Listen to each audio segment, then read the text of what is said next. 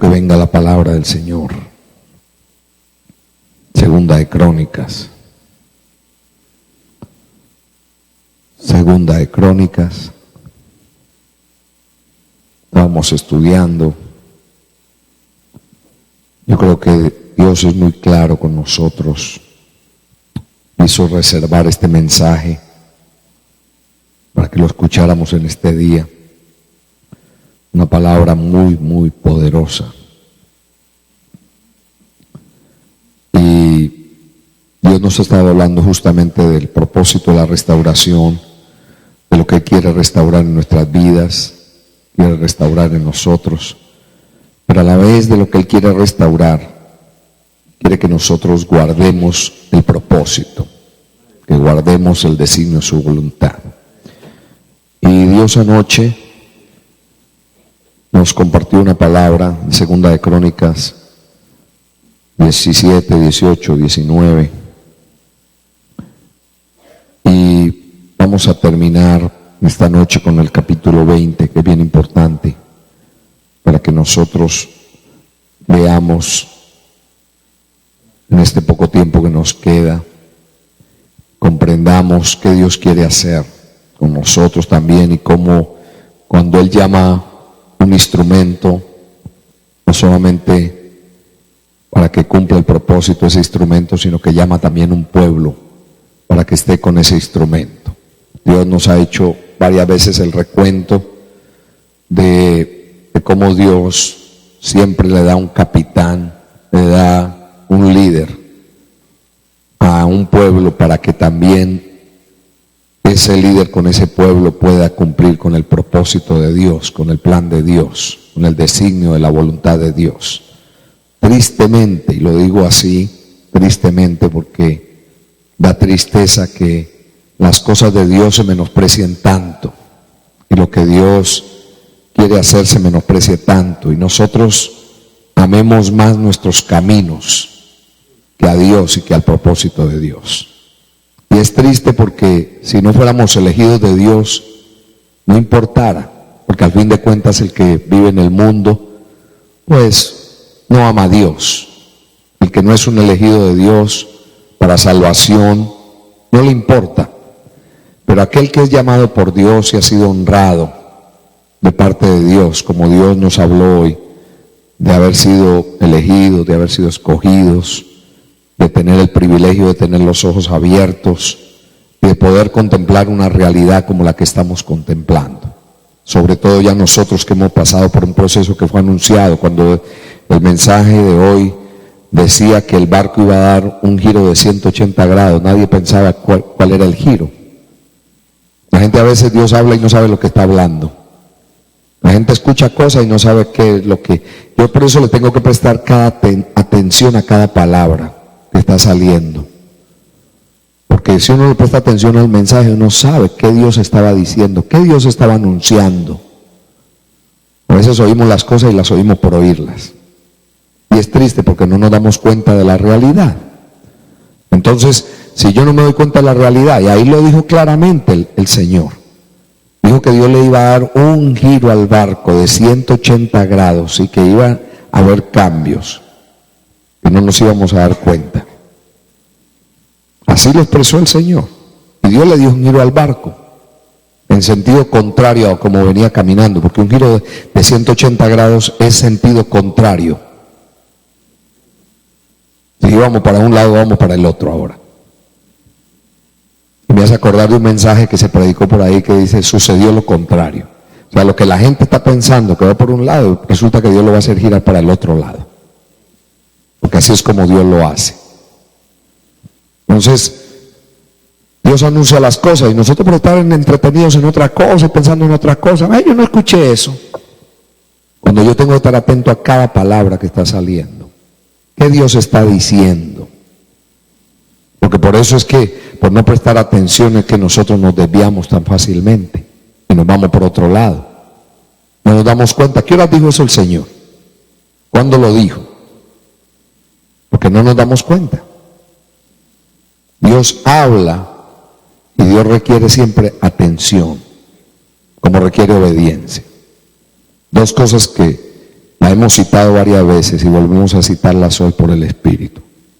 Que le dijo Samuel a Saúl: se complace Jehová en los sacrificios, Jehová se complace en el prestar atención y en obedecerle.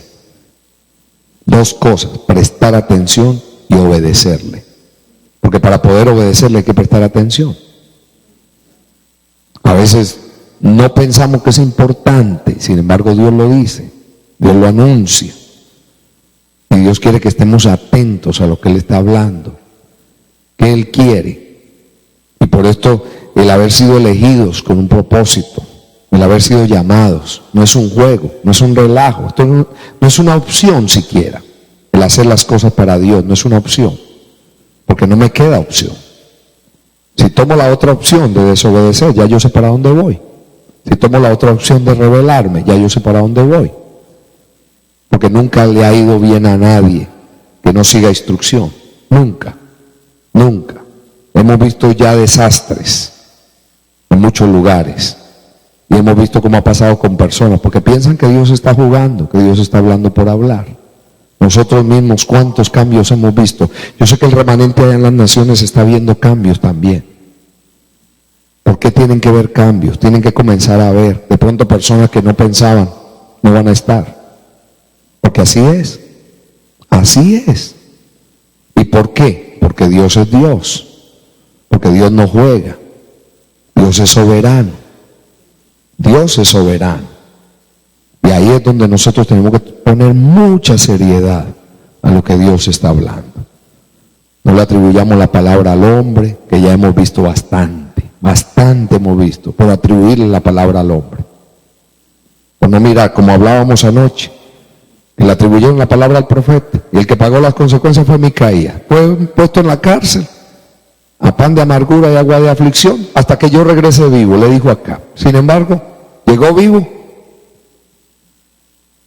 Se cumplió la palabra. Aunque eso no exoneró al profeta de pasar por ahí. Y siempre lo hemos visto así a través del tiempo. Siempre se le ha atribuido la palabra de Dios al hombre, a los líderes. Moisés, Aarón, tuvieron que pagar un precio. Y todos los que dirigieron el pueblo de Dios, los que trajeron palabra de Dios, tuvieron que pagar un precio. Los profetas,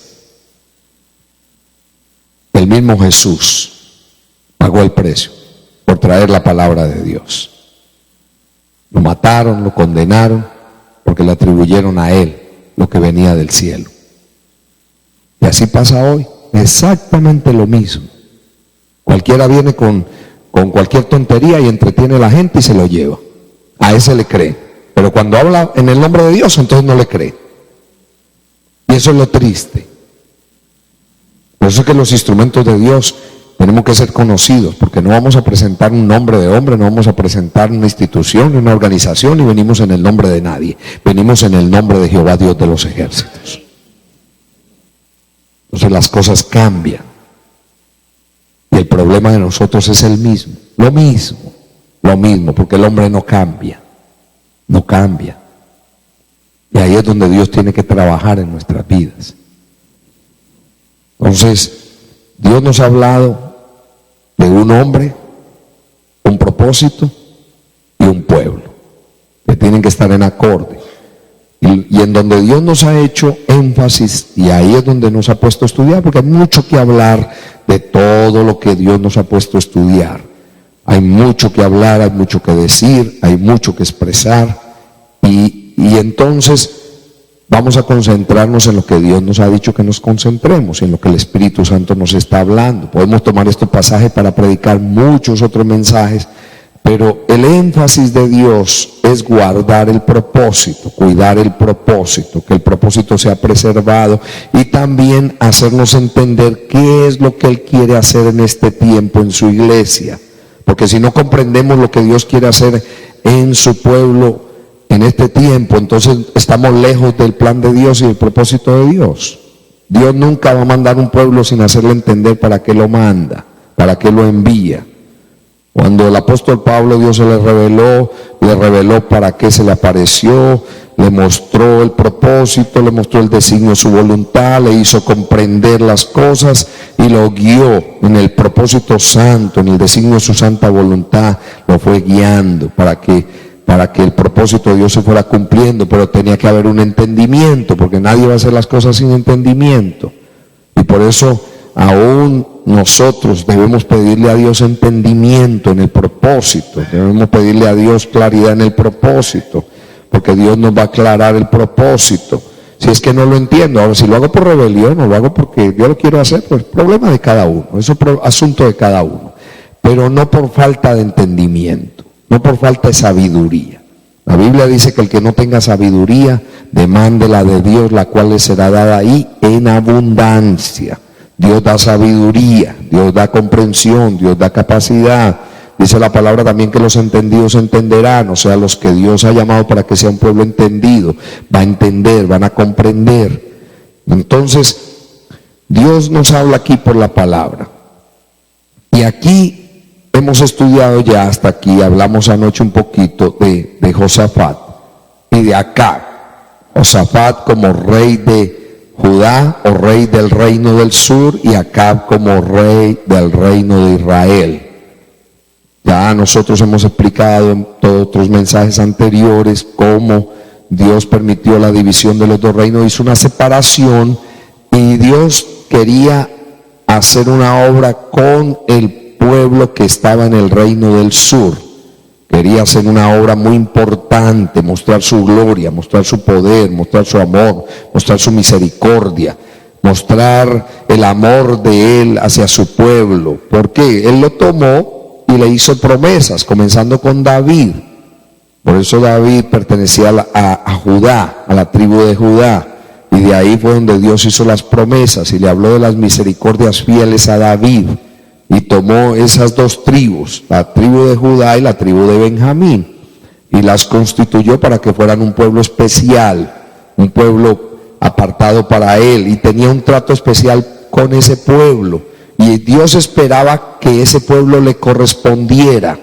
¿Por qué? Porque Dios quería a través de las generaciones seguir cumpliendo con el propósito y que cada instrumento que Dios levantara pudiera guiar al pueblo en el propósito de Dios, siempre viviendo para Dios, amando a Dios, buscando a Dios, que el culto dentro de ese pueblo fuera para Dios, la honra para Dios, la alabanza para Dios, la adoración para Dios, porque lo que Dios le dijo a su pueblo desde el principio es: a Jehová tu Dios adorarás, a Él temerás, a Él servirás, por su nombre jurarás, Él será el objeto de tu alabanza. Amarás al Señor tu Dios con toda tu mente, con todo tu corazón, con toda tu alma y con todas tus fuerzas. Y les dio mandamientos para amar a Dios, para que al obedecer esos mandamientos se amara a Dios, se entregara el corazón para Dios y se diera para Dios.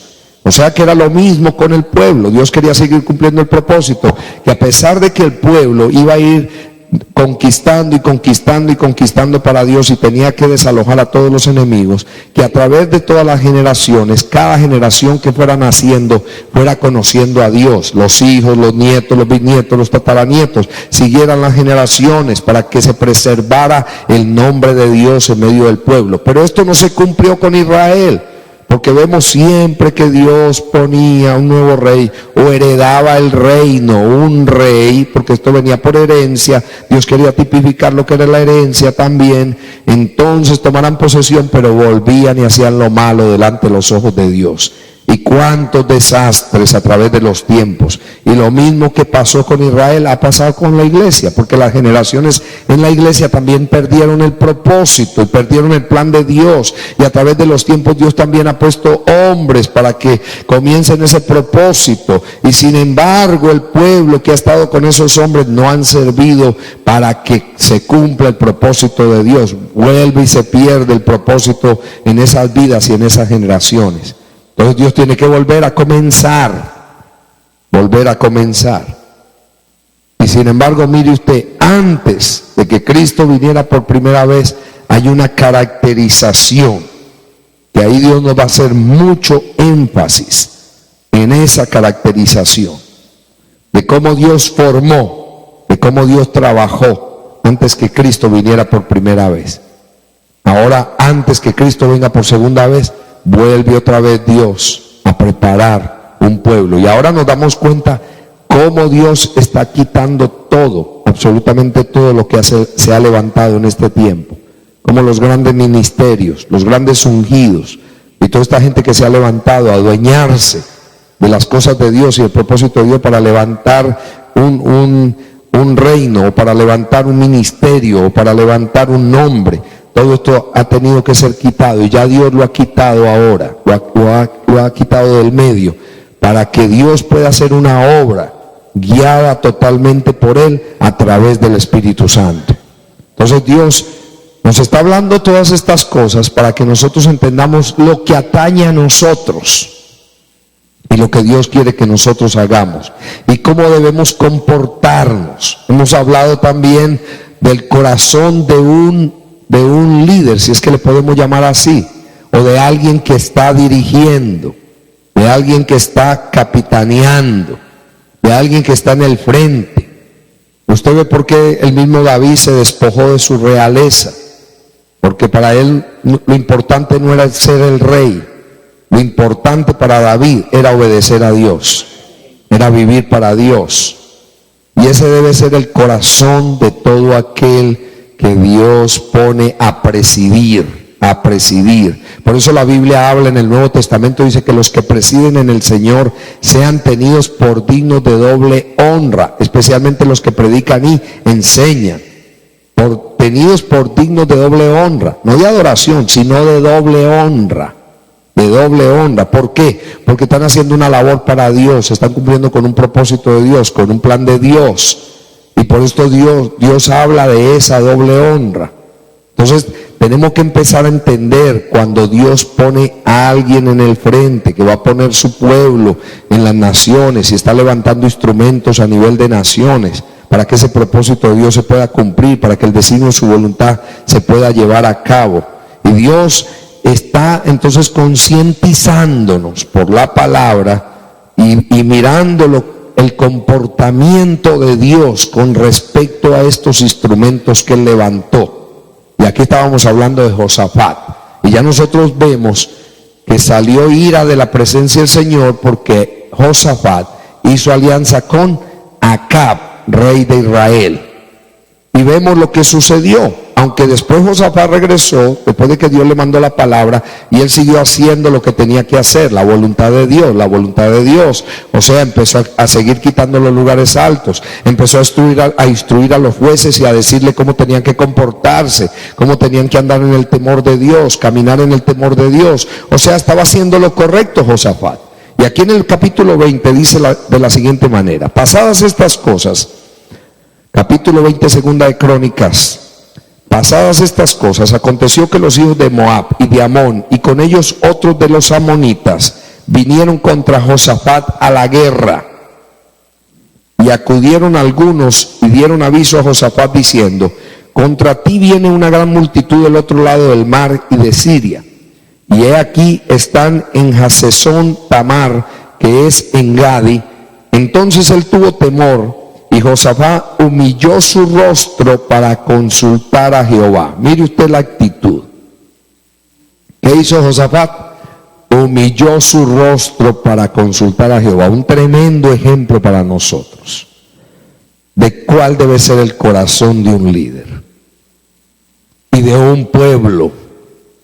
El corazón de un capitán, el corazón de un rey, el corazón de alguien que Dios pone en el frente. ¿Qué hizo este hombre? Humilló su corazón, humilló su rostro para consultar a Jehová. Porque humillar su rostro, humillar su corazón, humillar su imagen, humillar su vida. Se entregó, humilló su rostro, humilló su carácter, porque el rostro tiene que ver con carácter. Así como cuando hablamos de restaurar su imagen, que Él restaure su imagen, ¿qué estamos pidiendo? Restaura tu carácter, restaura tu vida. Y dice, humilló su rostro para consultar a Jehová e hizo pregonar ayuno a todo Judá. Mire usted cómo aquí nosotros vemos a un líder con un pueblo que está de acuerdo en el propósito. Pero mire usted que era un momento importante. Aquí lo tremendo es nosotros empezar a ver cómo Dios quiere que sea el corazón de ese líder, pero también que tiene que haber una permanencia entre la actitud del líder y la actitud del pueblo. El mayor problema de nosotros los seres humanos, y esto lo tenemos que ver a través de los tiempos, es que en nosotros no hay permanencia, no hay continuidad, no hay consistencia, no somos consistentes. ¿Qué quiere decir no ser consistente? No mantenernos. Lo más triste es eso. ¿Cuántos saben que ese es uno de los peores defectos que tiene el ser humano? Que nosotros no permanecemos. Mire usted lo terrible, ¿no? Por eso es que cuando se empieza a hacer algo para Dios, ¿qué hay que hacer? ¿Cuánto tiempo hay que mantenerse? Todo el tiempo, hermano. Yo no puedo decir soy fiel hoy y mañana no. Un infiel mañana.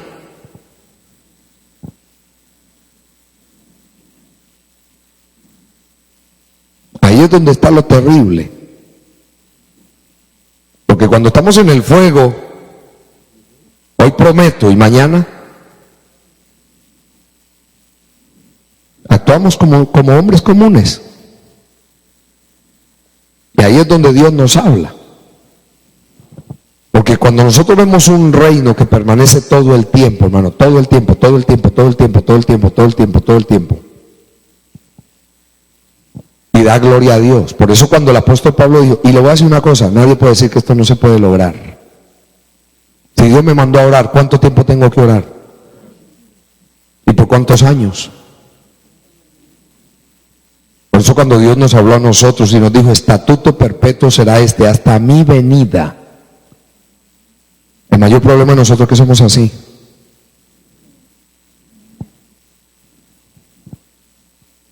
Hoy voy si no llueve, pero si llueve no voy.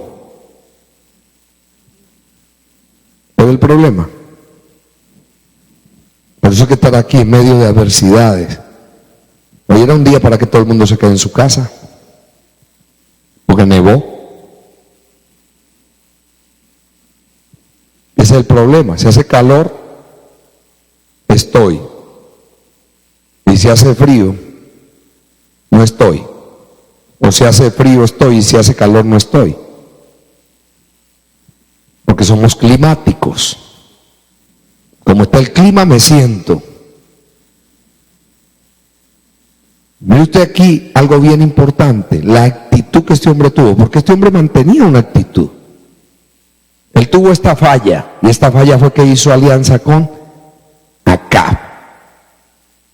Y Dios le mandó a decir, mire usted que Dios no le ha mandado profeta hasta ahí. Dios no le ha mandado profeta. Dios le mandó, ¿cuándo le mandó el profeta?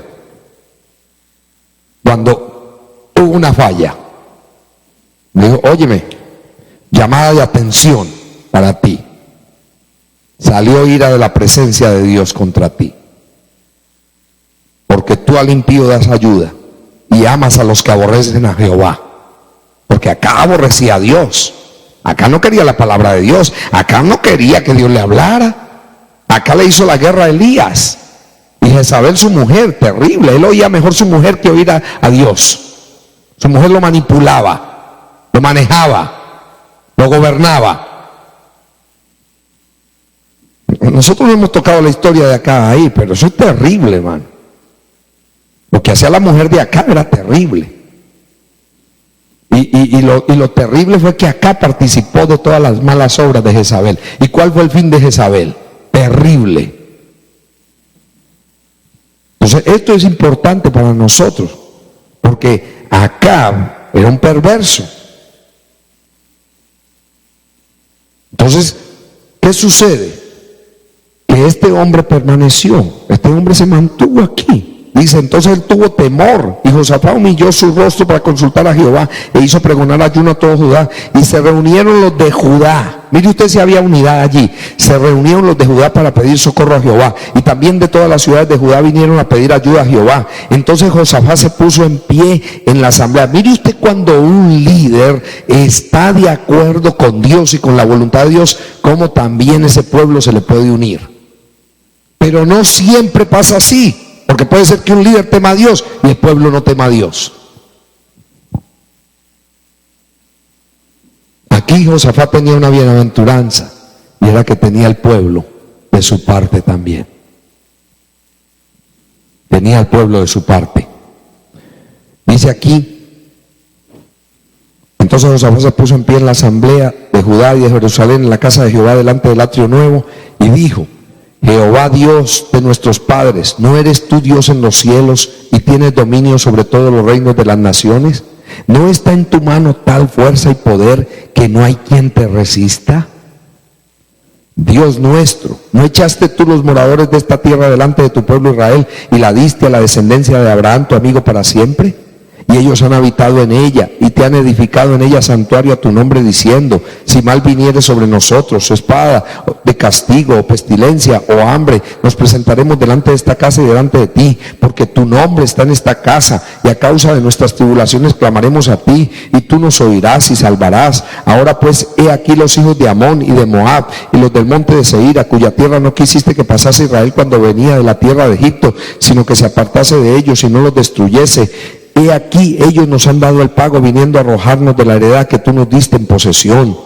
Oh Dios nuestro, ¿no los juzgarás tú? Porque en nosotros no hay fuerza contra tan grande multitud que viene contra nosotros. Hermano, ¿usted cree que nosotros podemos pelear con los demonios que vienen a veces contra nosotros? ¿Usted ve por qué nosotros tenemos que aprender a depender de Dios? El problema es que nosotros dormimos, nosotros no sabemos ni orar ni clamar, hermano. Y a veces cuando empiezan los problemas, hermano, en lugar de turbarnos como hacemos muchas veces, y empezamos a atribuirle a la gente, y a pelear con la gente, y a pelearnos los unos con los otros, sabiendo que lo que hay es que se han metido los enemigos a tratar de invadirnos, a pelear, nosotros no discernimos, porque no hemos entendido que nuestra lucha no es contra carne ni sangre. No pelea el esposo con la esposa, con los hermanos, hermano. Montones de problemas y de conflictos, en lugar de mirar qué es lo que hay en el medio y saber qué es lo que tenemos que hacer. Este hombre sabía aquí que él no podía hacer frente, ni su pueblo podía hacer frente. Dice: porque en nosotros no hay fuerza contra tan grande multitud que viene contra nosotros. No sabemos qué hacer, y a ti volvemos nuestros ojos. Y todo Judá estaba en pie delante de Jehová con sus niños y sus mujeres y sus hijos. Oiga, hermano, qué cuadro más lindo, hermano. Todo Judá estaba, hermano, y en las diferentes ciudades, todos estaban convocados allí, esperando, hermano, en Dios. Y estaba allí Jaasiel, hijo de Zacarías, hijo de Benaía, hijo de Jehiel, hijo de Matanías, levita de los hijos de Asar, sobre el cual vino el Espíritu de Jehová en medio de la reunión, y dijo: oíd Judá todo, y vosotros moradores de Jerusalén, y tú, rey Josafat, Jehová os dice así: no temáis ni os amedrentéis delante de esta multitud tan grande, porque no es vuestra la guerra, sino de Dios. Mañana descenderéis contra ellos, he aquí que ellos subirán por la cuesta de Cis, y los hallaréis junto al arroyo, antes del desierto de Jeruel. No habrá para que peleéis vosotros en este caso. Paraos, estad quietos, y ved la salvación de Jehová con vosotros. Oh Judá y Jerusalén, no temáis ni desmayéis, salid mañana contra ellos, porque Jehová estará con vosotros. Mire usted, hermano, cómo Dios le revela los secretos y revela las cosas y descubre las maquinaciones cuando un pueblo confía en Dios y hace la voluntad de Dios.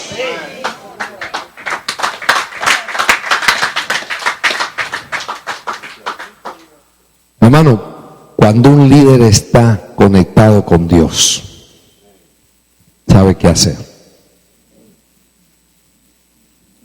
Pero se necesita un pueblo que se disponga, un pueblo que esté ahí, un pueblo que pueda ayudarle a cumplir ese propósito, porque porque aquí lo importante era el propósito de Dios, como siempre lo ha sido a través de los siglos. Entonces Josafat se inclinó rostro a tierra, y asimismo todo Judá y los moradores de Jerusalén se postraron delante de Jehová y adoraron a Jehová. Y se levantaron los levitas de los hijos de Coat y de los hijos de Coré para alabar a Jehová, el Dios de Israel, y con fuerte y alta voz. Y cuando se levantaron por la mañana, salieron al desierto de Tecoa. Y mientras ellos salían, Josafat, estando en pie, dijo: oídme, Judá y moradores de Jerusalén, creed en Jehová vuestro Dios y estaréis seguros. Creed a sus profetas y seréis prosperados.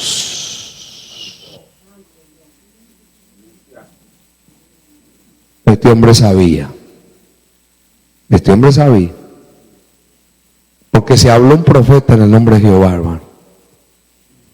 ¿Y por qué no creerle?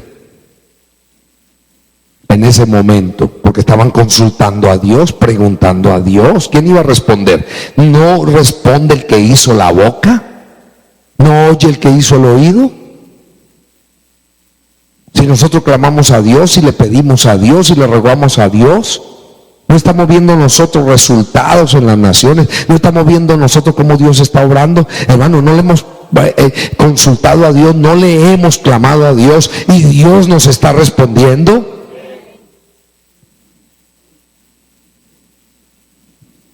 Por eso cuando uno empieza a ver a Dios obrar, hermano, ¿cómo yo no voy a despertar? ¿Cómo no voy a despertar? Dice aquí: y ha habido consejo con el pueblo, puso algunos que cantasen y alabasen a Jehová vestidos de ornamentos sagrados, mientras salía la gente armada, y que dijesen: glorificad a Jehová, porque su misericordia es para siempre. Y cuando comenzaron a entonar cantos de alabanza, Jehová puso contra los hijos de Amón, de Moab y del monte de Seir las emboscadas de ellos mismos que venían contra Judá, y se mataron los unos a los otros. Hay quienes usan este pasaje para decir: vamos a cantar al Señor y alabar al Señor, porque no es nuestra la guerra sino de Dios, y con esto vencemos los enemigos, hermano. Y lo usan como usan el ayuno de Daniel, religiosamente.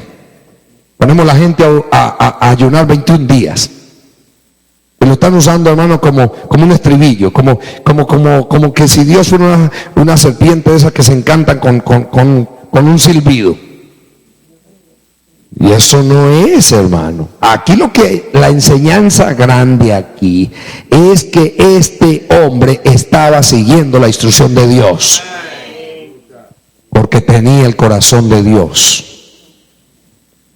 Y dice el 23: porque los hijos de Amón y Moab se levantaron contra los del monte de Seir para matarlos y destruirlos. Y cuando hubieron acabado con los del monte de Seir, cada cual ayudó a la destrucción de su compañero. Y luego que vino Judá a la torre del desierto, miraron hacia la multitud, y aquí yacían ellos en tierra muertos, pues ninguno había escapado. Viniendo entonces Josafat y su pueblo a despojarlos, hallaron entre los cadáveres muchas riquezas, así vestidos como alhajas preciosas que tomaron para sí, tantos que no los podían llevar. 3 días estuvieron recogiendo el botín, porque era mucho. Oiga, todo lo que ellos obtuvieron botín de todos los enemigos. Y el 4.º día se juntaron en el valle de Beraca, porque allí bendijeron a Jehová, y por esto llamaron el nombre de aquel paraje el valle de Beraca hasta hoy. Y todo Judá y los de Jerusalén y Josafat a la cabeza de ellos volvieron para regresar a Jerusalén gozosos, porque Jehová les había dado gozo librándolos de sus enemigos. Y vinieron a Jerusalén con salterios, arpas y trompetas a la casa de Jehová, y el pavor de Dios cayó sobre todos los reinos de aquella tierra, cuando oyeron que Jehová había peleado contra los enemigos de Israel. Y el reino de Josafat tuvo paz, porque su Dios le dio paz por todas partes. ¿Qué le dio? Paz, prosperidad. Así reinó Josafat sobre Judá. De 35 años era cuando comenzó a reinar, y reinó 25 años en Jerusalén, quiere decir que tenía 60. El nombre de su madre fue Azuba, hija de Silhi, y anduvo en el camino de Asa su padre, sin apartarse de él, haciéndolo recto ante los ojos de Jehová. ¿Qué hizo Josafat? Lo recto ante los ojos de Jehová. Con todo eso, los lugares altos no fueron quitados por el pueblo, pues el pueblo aún no había enderezado su corazón al Dios de sus padres. O sea que todavía había labor por hacer, todavía había trabajo por hacer. Usted ve, hermano, que A veces no es que esperemos que nosotros lleguemos a una perfección, pero mientras estamos en el camino, ¿qué tenemos que hacer? Lo que Dios nos ha mandado a hacer. A derribar los lugares altos. Todo líder tiene que derribar los lugares altos, tiene que arrancar todo lo que tiene que arrancar, destruir lo que tiene que destruir, derribar lo que tiene que derribar y arruinar lo que tiene que arruinar, para poder edificar y poder plantar en justicia, en verdad, en amor y en misericordia. Porque tenemos que ser edificados en Él. Y dice aquí, hermano, y aquí viene la enseñanza. Los demás hechos de Josafat, primeros y postreros, he aquí están escritos en las palabras de Jehú, hijo de Hanani, del cual se hace mención en el libro de los reyes de Israel. Pasadas estas cosas, Josafat, rey de Judá, trabó amistad con Ocosías. ¿Qué hizo Josafat? Trabó amistad con Ocosías, rey de Israel, el cual era dado a la impiedad. ¿Qué hizo otra vez? Se le olvidó la amonestación que le dio el profeta allá. ¿Qué hizo? Se le olvidó. Usted ve, hermano, por qué el corazón de un instrumento y de un pueblo tiene que mantenerse en el propósito de Dios. Hermano, un desvío, ¿a dónde nos hace ir? Al desastre.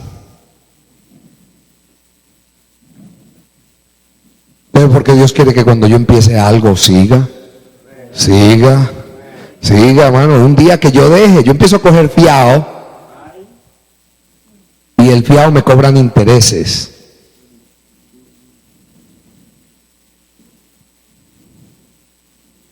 Porque es fácil, hermano. Yo empiezo con mucho juego, me llevo el mundo por delante, y al otro día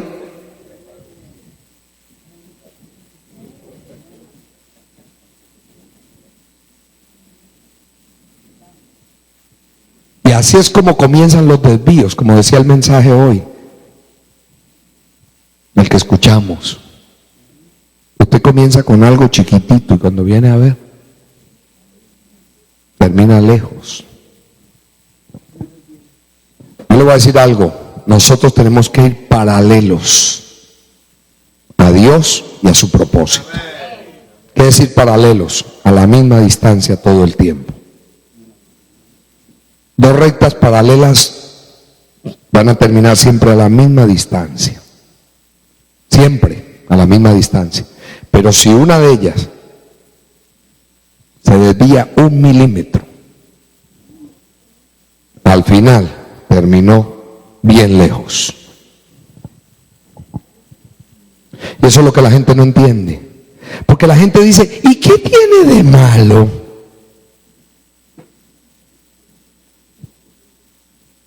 Y eso, el qué tiene de malo, ahí es donde está el chin del asunto. Ahí es donde está el poquito del asunto. Por eso Jesús dijo una verdad, hermano, que es aplicable a todo esto. Un poco de levadura leuda toda la masa. Un poquitito. ¿Por qué lo ven a uno tan celoso, siempre tú con tu celo, viene con tu teoría? Eso es fanatismo. ¿Fanatismo? Perdóneme, hermano. Es mejor ser fanático para Dios. Es mejor que no terminar como terminaron estos. ¿De qué le sirvió a Josafat todo esto? Mire usted lo que pasó aquí. Dice, pasadas estas cosas, Josafat, rey de Judá, trabó amistad con Ocosías, rey de Israel, el cual era dado a la impiedad, e hizo con él compañía para construir naves que fuesen a Tarsis. Y construyeron las naves en Esión-Geber. Entonces Eliezer, hijo de Dodaba, de Maresa, profetizó contra Josafat. Dios le mandó el profeta diciendo, por cuanto has hecho compañía con Ocosías. Hermano, aquí no estaba diciendo que Josafat fornicó, ni que Josafat cometió un pecado grande, terrible. El pecado de David fue más terrible a los ojos de Dios. Pero aquí no estaba diciendo eso. que Josafat fornicó, que Josafat mató, que Josafat hizo. No, hermano. Simplemente por haber hecho amistad con alguien que Dios le dijo que no se relacionara con Israel, que no tuviera amistad con Israel, que cuando Dios hace separación hay que mantenerse separadito, porque eso le puede costar la vida. Una pequeña desobediencia, ¿en cuánto puede terminar? Dice diciendo, por cuanto has hecho compañía con Ocosías, Jehová destruirá tus obras. ¿De qué le sirvió trabajar tanto? ¿De qué le sirvió? ¿Para qué le sirvió, hermano? ¿Para qué le sirvió, hermano? Por eso es que Dios quita el sacerdocio, por eso es que Dios quita el principado, por eso es que Dios quita. Por eso dice el Señor que el que no es fiel en lo poco no podrá ser fiel en lo mucho. Ahí es donde está el problema, el conflicto. Eso lo dice la palabra, lo hemos repetido hasta la saciedad, hermano. Lo dijo Jesús montones de veces. El que no es fiel en lo poco no puede ser fiel en lo mucho.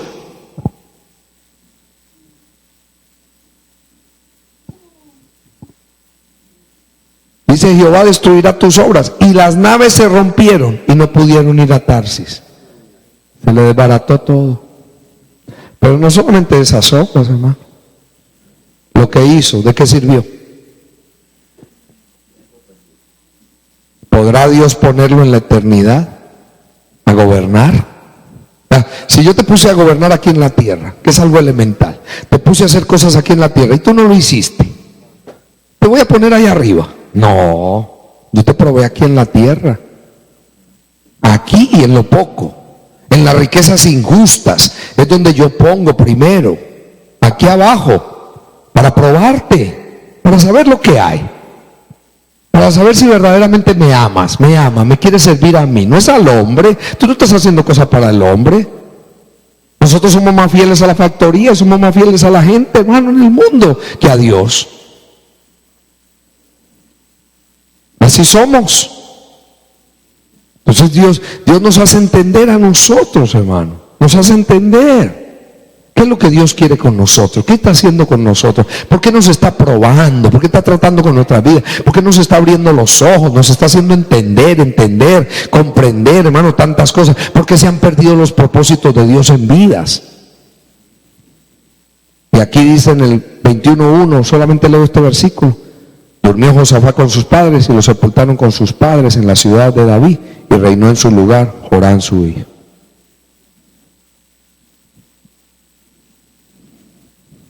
Terminó su reinado y no lo terminó como lo tenía que terminar. No lo terminó con gloria. Por eso, para llegar a decir lo que dijo el apóstol Pablo: he acabado la carrera que me diste que hiciera, he guardado la fe. Se necesita mantenerse en fidelidad. Si no hay fidelidad, hermano, yo podré engañar a los hombres, yo podré ocultarme a los hombres, yo podré esconderme a los hombres, pero de Dios nadie se puede ocultar, nadie se puede esconder. Dios es Dios, Dios es soberano.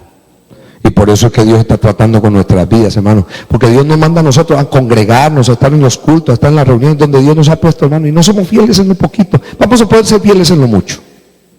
No vamos para ninguna parte, perdóneme, hermano. Por eso que Dios se lleva la gloria de Él de los lugares. Porque se menosprecia a Dios. Se menosprecia el mandamiento de Dios, se menosprecia la palabra de Dios, se menosprecia cuando Dios dice, cuando Dios habla. Pensamos que es el hombre, pensamos que es el hermano, lo cogemos suave, decimos, no te preocupes, yo voy si puedo, si tengo tiempo, si me siento bien, yo estoy ahí, hermano. Por eso que Pablo decía: ¿a quién enferma y yo no enfermo? ¿A quién se le hace tropezar y yo no me enojo? Porque cuántas cosas hay que pasar. ¿Cuánto hay que vivir, hermano? ¿Cuánto? ¿Cuánto?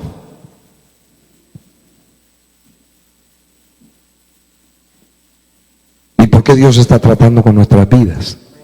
Para que nosotros meditemos en esto. Entonces le tenemos que pedir mucho a Dios que nos ayude. Que nos ayude. Porque Porque Dios nos está probando a nosotros, hermano. Dios no le va a entregar a nadie, hermano, a nadie. Le va a entregar su propósito si no sabe cuidar su propósito. Dios se va a cuidar en este tiempo muy bien, hermano.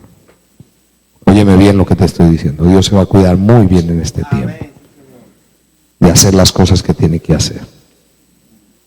Y estamos siendo probados y vamos a ser probados. Y esto no es una amenaza, hermano. Es simplemente que es lo que Dios ha dicho a través de los tiempos. Dios nos ha agregado a nosotros todo esto, ejemplos por montones en esta historia. Y después de Cristo, lo que no se escribió, o que se escribió, que muchos hombres han querido taparlo, echarle tierra, pero ahí está escrito para que nosotros aprendamos. Entonces meditemos en nuestro corazón y pidámosle a Dios, y pidámosle, hermanos de las naciones, pidámosle a Dios que Dios nos libre, que Dios nos guarde, porque ya hemos visto muchas cosas hasta aquí. Esto no es una crítica a nadie, hermano. Aquí no estamos para juzgar a nadie, ni a ningún instrumento, ni a ninguna persona. Líbrenos Dios de nosotros hablar mal de alguien, porque nosotros no tenemos por qué hacer eso. Queremos simplemente aprender, porque lo que antes fue escrito para nuestra enseñanza lo fue. Y si nosotros a veces hemos condenado y hemos hablado de otras personas que no han sabido valorar, y nosotros estamos haciendo lo mismo, entonces estamos haciendo peor que los religiosos, que viven condenando, juzgando, acusando a los demás, y ellos están haciendo el doble. Entonces somos más religiosos que los religiosos, y Dios no quiere eso. Dios quiere que nosotros aprendamos, que digamos lo vi y tomé consejo, y que entendamos lo que Dios quiere hacer. Que Dios nos ayude.